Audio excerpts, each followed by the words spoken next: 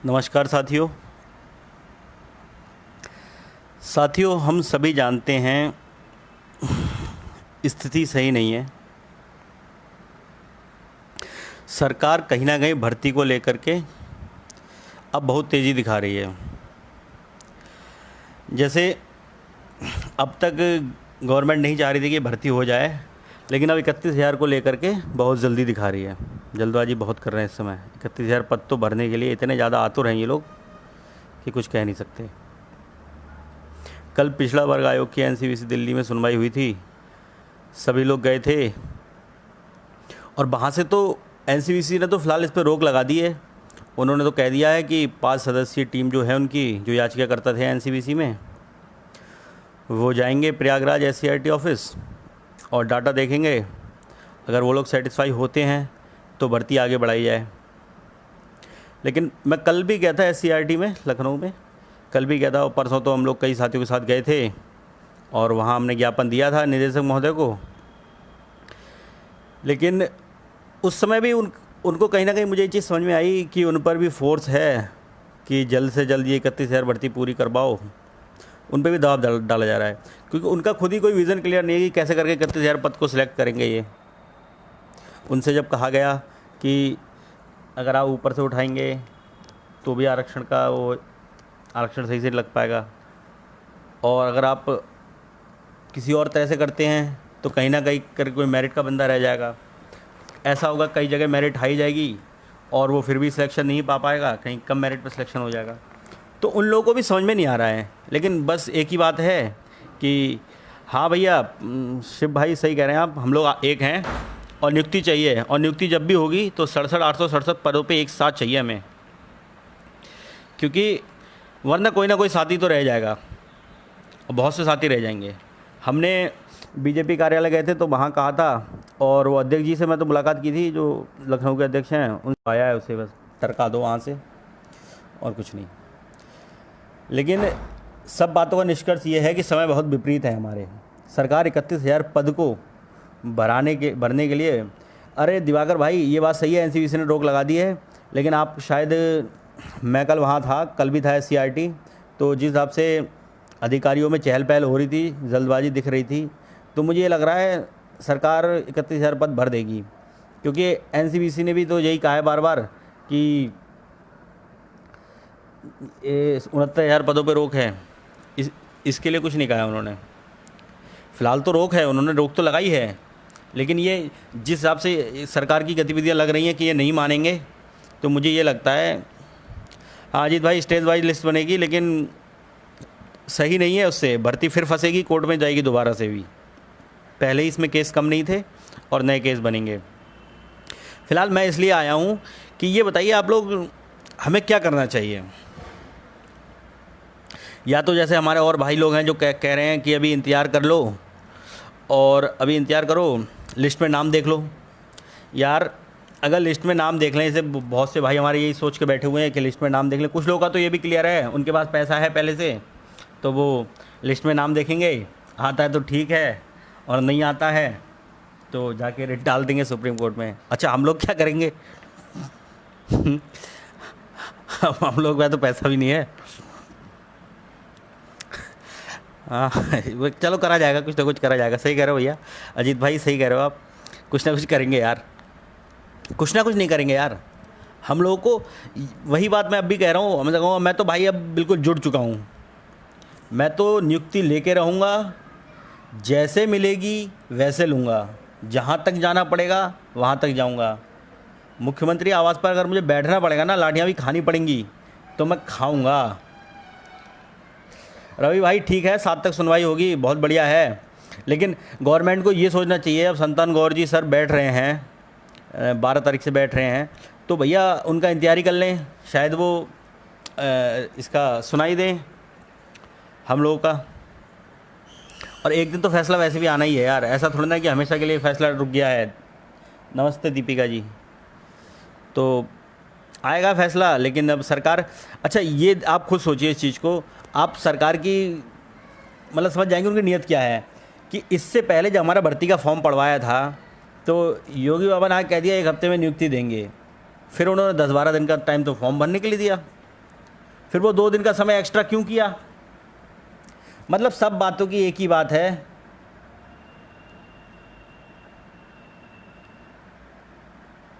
अरे अग्रवाल जी ये तो हम सभी चाहते हैं और हमारी मांग ही कहाँ है। हम यही चाहते हैं कि पहले आदेश आए उसके बाद भर्ती हो। हाँ बिल्कुल दीपिका जी, एक ही साथ मिलेगी।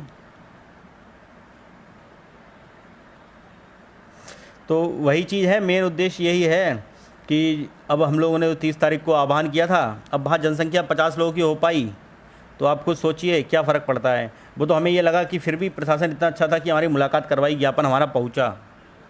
मुख्यमंत्री आवास पर भी हम लोगों ने किस तरह से ज्ञापन दिया है वो हमारे साथ में जो राहुल भाई थे और बाकी और भाई लोग थे वो सब जानते हैं कि कितनी मुश्किल से एक मुख्यमंत्री आवास पे दे पाए। और बीजेपी कार्यालय में भी ऐसे थोड़े ना उन्होंने इतनी आसानी से जाने दिया।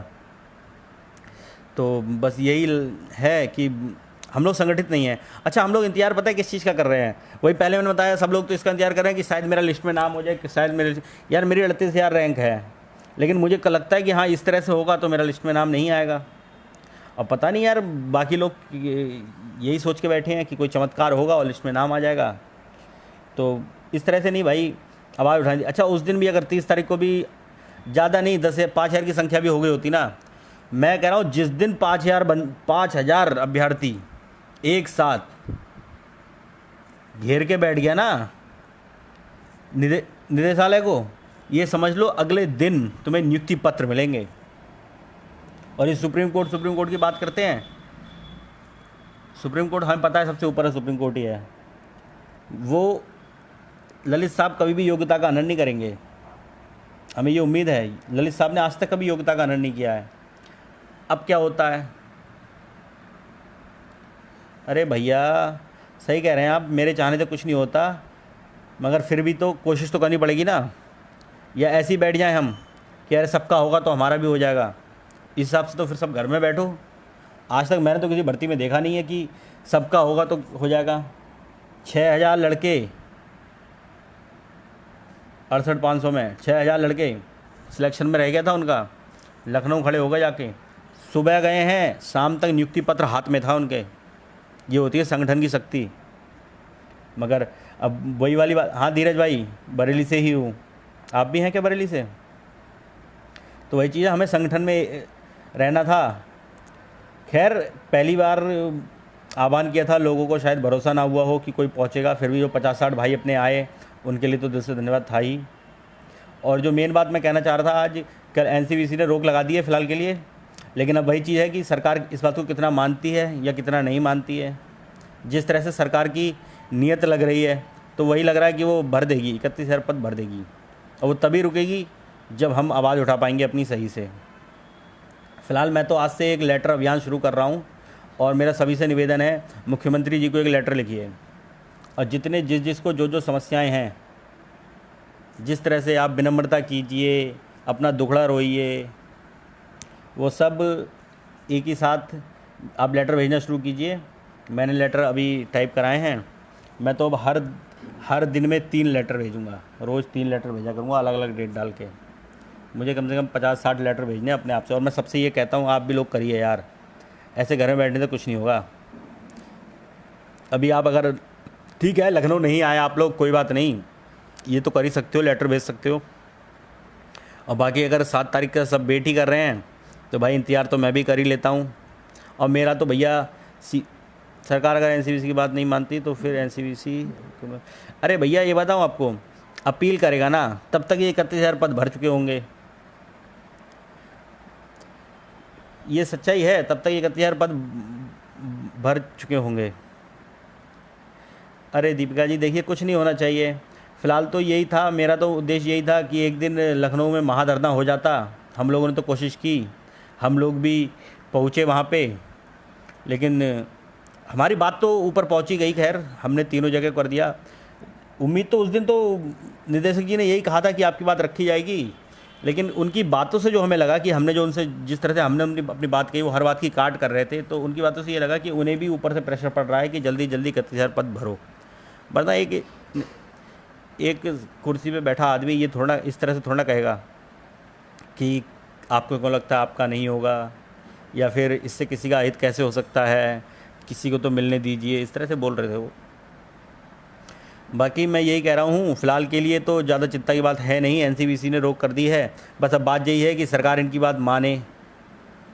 ये नहीं है कि सरकार को मानने का कोई प्रतिबद्ध नहीं है, सरकार कर सकती है, उनको बहुत सी बातें होती हैं। अभी हुआ नहीं था, पोस्टर पे उनने, हाई कोर्ट ने रोक लगाई थी, पोस्टर नहीं लगेंगे, उन्होंने नया अध्यादेश बना दिया कि पोस्टर लगेंगे। तो वो तो गवर्नमेंट है यार, हम देखो, हम वहाँ होकर आए हैं, देख कर आए हैं, तो हम समझ रहे हैं कौन क्या चाहता है, कौन क्या कर सकता है। आजकल तो एससीईआरटी में तो इतनी पुलिस की तैनाती कर दी गई है ना कि एक आदमी को जाने देना मुश्किल होता है। लेकिन हाँ, वहीं अगर 10,000 आदमी होंगे ना तो सही कह रहे हैं आप अग्रवाल भाई, वैकेंट होने के बाद ही भरेंगे शायद, देखते हैं। हम तो खुद ही इसी उम्मीद में हैं यार, ऐसा ही होना चाहिए। आनंद भाई, करना क्या है देखते हैं, जो सब वेट कर रहे हैं अब हम भी करेंगे वेट, फिर उसके बाद कुछ करते हैं। तब तक मैं यही कह रहा हूँ, अगली बार से अगर धरने का आह्वान किया जाए, ज़रूरत पड़ेगी तभी करेंगे। हमें भी शौक़ नहीं है यार, हमारा कोई घर थोड़े ना है वहाँ पे। अब पता है, मैं 2 दिन गया हुआ था, तीसरे दिन कल आया, कल शाम को बरेली पहुँचा, इतना थक गया था ना। वो तो अच्छा हुआ, थोड़ी खबर अच्छी मिल गई। अरे अंशुल भाई, मैं इसलिए नहीं चाहता भर्ती हो, क्योंकि मैं ये चाहता हूँ सबकी भर्ती एक साथ हो। ऐसा क्यों नहीं चाहूँगा कि भर्ती हो, मैं तो चाह रहा हूँ भर्ती हो। मैं तो कहता हूँ सुप्रीम कोर्ट का भी इंतजार मत करो, सारे पदों को कोर्ट के अधीन अभी दे दो। लेकिन वही चीज़ है ना, सही कह रही हैं प्रिया मैम आप, ये नहीं मानेंगे। अरे अग्रवाल जी, सही कह रहे हैं आप, लेकिन उन्होंने स्टे इस तरह से नहीं लगाया, उन्होंने खाली एक टीम बना दी है। जैसे होता है ना कि किसी को होता है कि टीम जाएगी जांच करके आएगी, उन्होंने उसकी टीम बना दी है। और मैं भी यही चाह रहा हूँ कि ये अगर स्टे लगा दिया है तो ना हो, और ना ही हो तो ज़्यादा बेस्ट है। वरना फिर क्या है, फिर से लखनऊ की सड़कों पर उतरना पड़ेगा।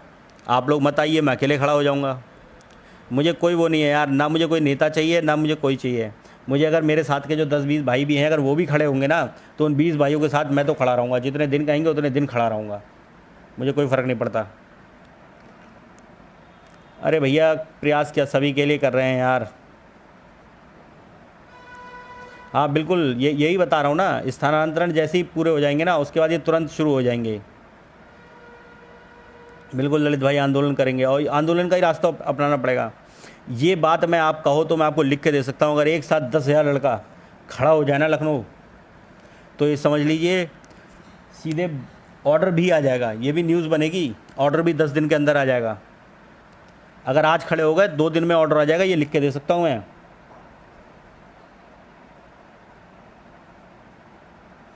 इंतज़ार करें ना। अंशुल भाई, आप तो शायद सेलेक्ट हो इसलिए ऐसी बात कर रहे हो।